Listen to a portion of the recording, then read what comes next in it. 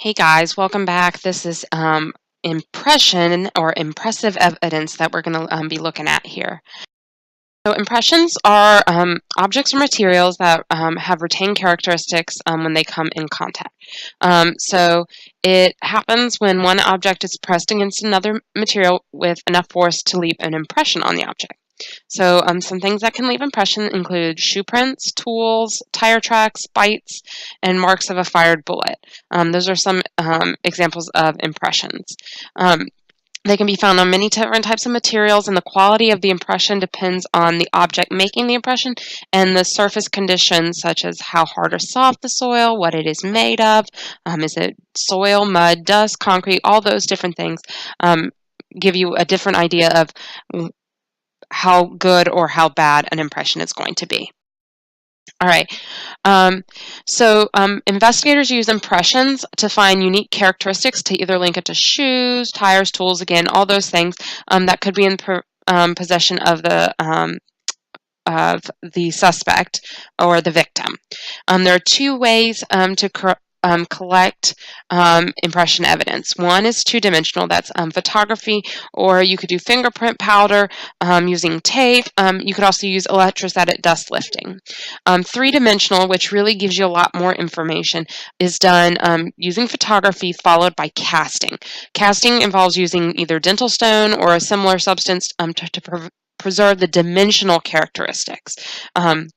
So there's an image here of biofoam impressions of a shoe print. Then also you can pour concrete into a shoe print. So the images along the right side show the image of the shoe print, the process of making the casting, and then the casting of the shoe print. That allows for a greater collection of evidence that allows for much more comparison.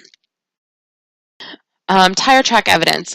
These are often found in road accident scenes or can be used to understand escape routes. They can identify the type of the vehicle. They can make ink prints or plaster cast to collect the images. They'll also take photographs that can be used to match it. From tire track evidence, they're looking for a tread pattern, the width and depth of the tread pattern, and they're also looking for specific wear patterns and defects that can help it narrow it down to a individual characteristic rather than just a class characteristics.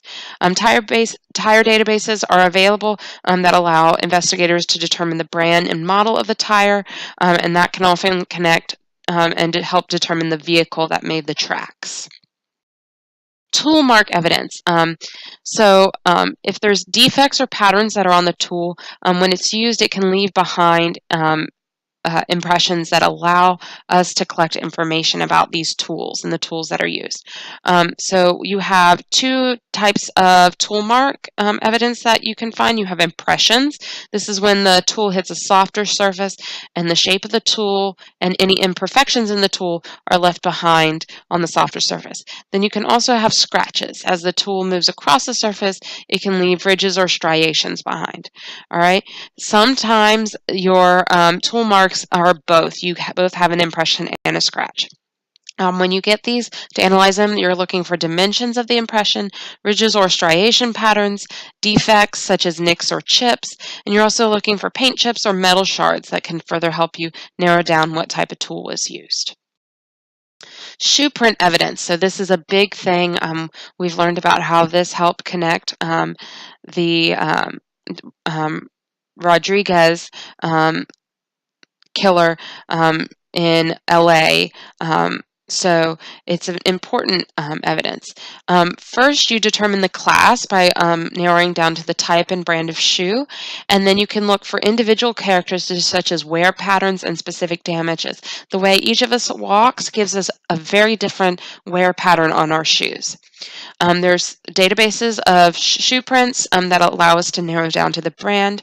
And depending on the impression, you can determine the person's speed as well as the size of the person based on their shoe size.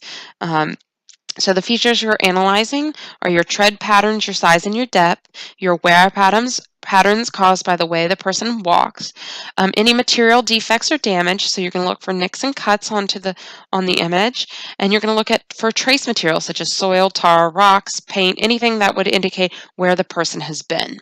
Plants, insects, all those things give lots of evidence. All right, bite marks. This is called forensic odontology. Odontology, the study of teeth. All right, bite marks can help determine a victim or suspect, as well as exclude people.